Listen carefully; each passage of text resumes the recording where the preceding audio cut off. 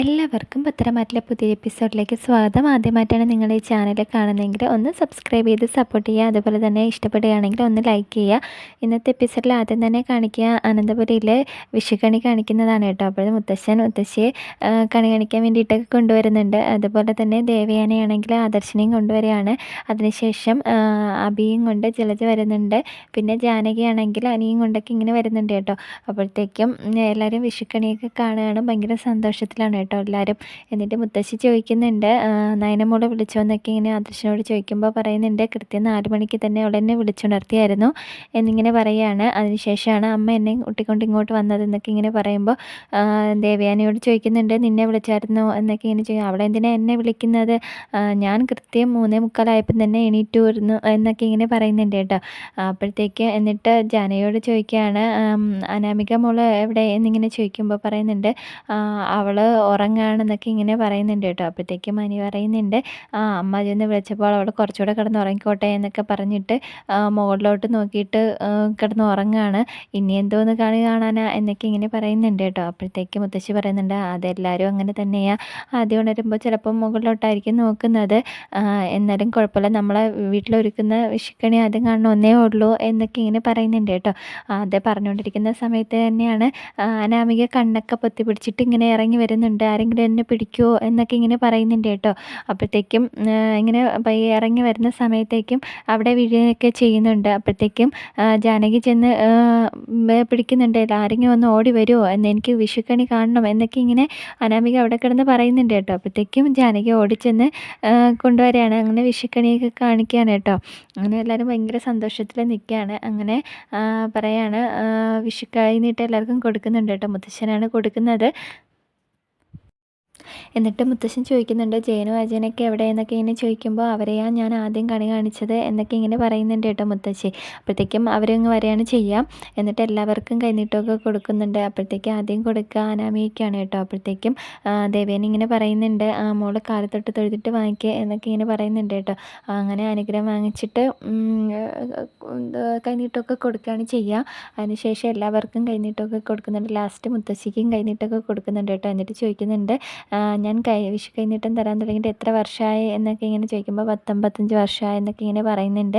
എന്നിട്ട് പറയുന്നുണ്ട്, ഞാൻ 18 വയസ്സിലെ ഇവളെ കല്യാണം കഴിച്ച് ഇവിടെ കൊണ്ടുവന്നതാ എന്നൊക്കെ ഇങ്ങനെ പറയുന്നുണ്ട് കേട്ടോ. അപ്പോഴത്തേക്കും മുത്തശ്ശിയും പറയാണ്, അതിനുശേഷം ഇഷ്ടം പോലെ പൊന്നും ഇതൊക്കെ എൻ്റെ കയ്യിൽ വന്നിട്ടുണ്ട് എന്നൊക്കെ ഇങ്ങനെ പറയുമ്പോൾ ജയൻ പറയാണ്, പിന്നെ ജ്വല്ലറി ഉടമയുടെ ഭാര്യയ്ക്ക് പിന്നെ പൊന്നല്ലാതെ പിന്നെ വേറെ എന്താ കിട്ടുക എന്നൊക്കെ പറഞ്ഞിട്ട് എല്ലാവരും ഭയങ്കര സന്തോഷത്തിൽ നിൽക്കുകയാണ് ചെയ്യുക.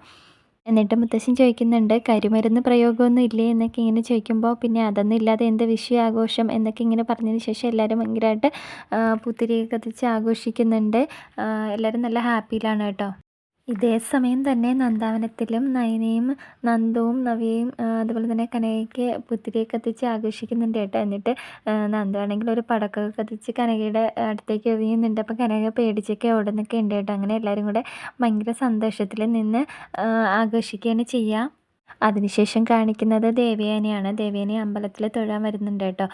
എന്നിട്ട് പ്രാർത്ഥിക്കുകയൊക്കെയാണ് ചെയ്യുക. എന്നിട്ട് പറയുന്നുണ്ട്, എൻ്റെ നയനമോൾക്കും അതുപോലെ തന്നെ അവിടെ സ്നേഹിക്കുന്ന എല്ലാവർക്കും ആയുസ്സും ആരോഗ്യമൊക്കെ കൊടുക്കണേ എന്നൊക്കെ ഇങ്ങനെ പ്രാർത്ഥിക്കുന്നുണ്ട്. പിന്നെ അയ്യോ ഒന്ന് മറന്നുപോയി, അതുപോലെ തന്നെ എൻ്റെ മോളെ ഒരു അമ്മയായി കാണണമെന്ന് എനിക്ക് ആദ്യമായ ആഗ്രഹമുണ്ട്, അവരൊരു കുഞ്ഞിനെ താലോലിക്കണമെന്ന് എനിക്ക് ആഗ്രഹമുണ്ട്, അതിനുള്ള ഭാഗ്യം കൂടെ എത്രയും പെട്ടെന്ന് തന്നെ കിട്ടണേ എന്നൊക്കെ ഇങ്ങനെ ദേവേനെ ഇങ്ങനെ പ്രാർത്ഥിക്കുന്നുണ്ട് കേട്ടോ. അപ്പോഴത്തേക്കും പോറ്റി വന്നിട്ട് പറയുന്നുണ്ട്, എന്നിട്ട് പറയാണ്, വിഷുവായിട്ട് ഒറ്റയ്ക്കാണോ വന്നതെന്നൊക്കെ ഇങ്ങനെ ചോദിക്കാൻ കേട്ടോ. അപ്പോൾ പറയാണ്, ഇല്ല, ഞാൻ ഇന്ന് രാവിലെ എണീറ്റപ്പോൾ പിന്നെ ആരെയും വിളിക്കാൻ നിന്നില്ല, ഞാനിങ്ങ് നേരത്തെ പോകുന്നതാ എന്നൊക്കെ ഇങ്ങനെ പറയുന്നുണ്ട് കേട്ടോ. അപ്പോഴത്തേക്കും ചോദിക്കുന്നുണ്ട്, മൂർത്തി സാറും അമ്മയും ഇങ്ങ് ഇപ്പോൾ വരുമോ എന്നൊക്കെ ഇങ്ങനെ ചോദിക്കുന്നുണ്ട്. അപ്പോൾ പറയണ, അതെ, അച്ഛന് വയ്യാത്തതായതുകൊണ്ട് ഇപ്പോൾ അതിരാവിലെ അങ്ങനെ എണീക്കാറൊന്നുമില്ല, എന്നാലും വരുമായിരിക്കും എന്നൊക്കെ ഇങ്ങനെ പറയുന്നുണ്ട് കേട്ടോ.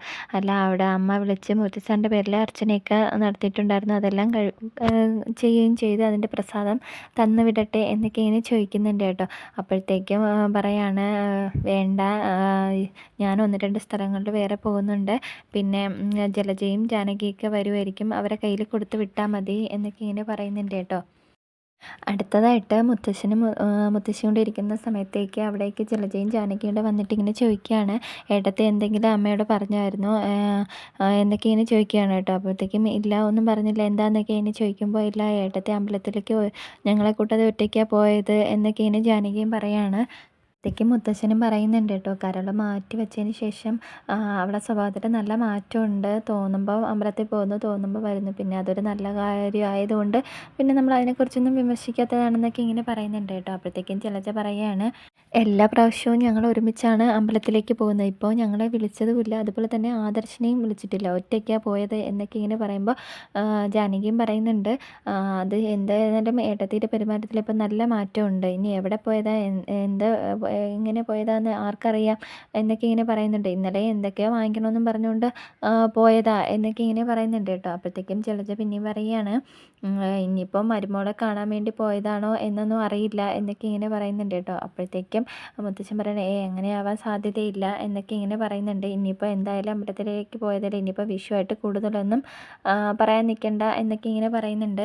അപ്പോഴത്തേക്കും ജാനകി പറയുന്നുണ്ട്, ഇപ്പോൾ എന്തൊക്കെയോ ഒരു ദുരൂഹതകൾ ഉണ്ടെന്നൊക്കെ ഇങ്ങനെ പറയുന്നുണ്ട് കേട്ടോ. അപ്പോഴത്തേക്കും മുത്തശ്ശൻ പറയുകയാണ്, എന്തായാലും നിങ്ങൾ രണ്ടുപേരെ പോലെ വീട്ടിനകത്ത് കലഹങ്ങളൊന്നും ഉണ്ടാക്കുന്നില്ലല്ലോ എന്നൊക്കെ ഇങ്ങനെ പറയുകയാണ് കേട്ടോ. എന്നിട്ട് മുത്തശ്ശൻ പറയുന്നുണ്ട്, എന്തായാലും ഇപ്പോൾ അവൾ ഒറ്റയ്ക്കാണ് പാചകം ചെയ്യുന്നത് എന്നൊക്കെ ഇങ്ങനെ പറയുന്നുണ്ട് കേട്ടോ. നിങ്ങൾക്ക് ഇങ്ങനെ സഹായിച്ചൂടെ എന്നൊക്കെ ഇങ്ങനെ പറയുന്നുണ്ട്. അപ്പോഴത്തേക്കും പറയാണ്, അവ ഒരു വേലക്കാരിയെ വയ്ക്കാമായിരുന്നല്ലോ, അത് ഏട്ടത്തി തന്നെ വേണ്ടെന്ന് വെച്ചതല്ലേ എന്നൊക്കെ ഇങ്ങനെ പറയുന്നുണ്ട്. എങ്ങനെയാ വേലക്കാരെ വയ്ക്കുമ്പോൾ ഒറ്റ എണ്ണത്തിന് വിശ്വസിക്കാൻ പറ്റില്ല, ഒരു ഗ്ലാസ് പാല് കുടിച്ചതേ ഉള്ളൂ, പിന്നെ ഏട്ടത്തിയുടെ ജീവിതം ഇങ്ങനെ ആയില്ലേ എന്നൊക്കെ ഇങ്ങനെ പറയുന്നുണ്ട്.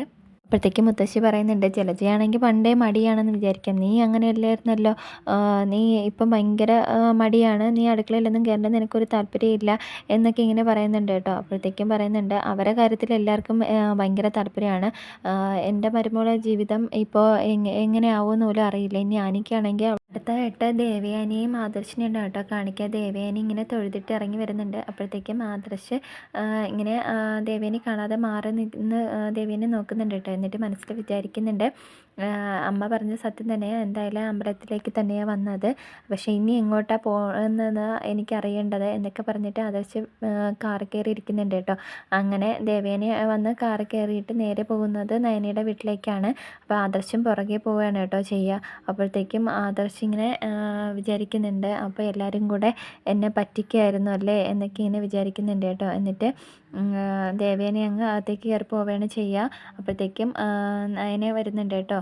നയനയും നവ്യയും അതുപോലെ തന്നെ കനക എല്ലാവരും വരുന്നുണ്ട്. എന്നിട്ട് പറയാണ്, ഞങ്ങൾ അമ്മയെ നോക്കി ഇരിക്കുകയായിരുന്നു, രാവിലെ വരുമെന്നല്ലേ പറഞ്ഞത് എന്നൊക്കെ ഇങ്ങനെ പറയുന്നുണ്ട് കേട്ടോ. അപ്പോഴത്തേക്കും പറയാണ്, എനിക്ക് പെട്ടെന്ന് പോകണം, ഞാൻ വന്നത് നിങ്ങൾക്ക് ഈ വിഷു കൈനീട്ടം തരാൻ വേണ്ടിയിട്ടാണ്, അതുപോലെ തന്നെ ഇത് ഞാൻ നേരത്തെ അമ്പലത്തിൽ നിന്ന് പൂജിച്ച് വാങ്ങിച്ചു വെച്ചിരുന്നതാ എന്നൊക്കെ പറഞ്ഞിട്ട് കനകയ്ക്കും അതുപോലെ തന്നെ നവ്യയ്ക്കും നയനയ്ക്കും നന്ദുവിനൊക്കെ കൈനീട്ടമൊക്കെ കൊടുക്കുന്നുണ്ട് കേട്ടോ. എന്നിട്ട് പറയുന്നുണ്ട്, ഞാൻ എല്ലാ പ്രാവശ്യവും ജലജയും അതുപോലെ തന്നെ ജാനകി എല്ലാവരോടും ഒപ്പമാണ് അമ്പലത്തിൽ പോകുന്നത്, ആദർശിന് പോലും ഇപ്പോൾ നല്ല സംശയമുണ്ട്, അതുകൊണ്ട് എനിക്ക് പെട്ടെന്ന് പോകണം എന്നൊക്കെ ഇങ്ങനെ പറയുന്നുണ്ട് കേട്ടോ. എന്നിട്ട് നന്ദുവിൻ്റെ അടുത്ത് ചോദിക്കുന്നുണ്ട്, അനി വിളിച്ചായിരുന്നോ എന്നൊക്കെ ഇങ്ങനെ ചോദിക്കുന്നുണ്ട് കേട്ടോ. അപ്പോൾ പറയാണ്, ഇല്ല എന്നിങ്ങനെ, അതല്ല വിളിക്കുകയാണെങ്കിൽ ആരെങ്കിലും അടിച്ച പാട് കർണത്തുണ്ടോ എന്ന് ചോദിക്കണം എന്നൊക്കെ ഇങ്ങനെ പറയുന്നുണ്ട് കേട്ടോ. അപ്പോഴത്തേക്ക് നന്ദുവിന് നല്ല ടെൻഷൻ ആവുകയാണ് ചെയ്യാം.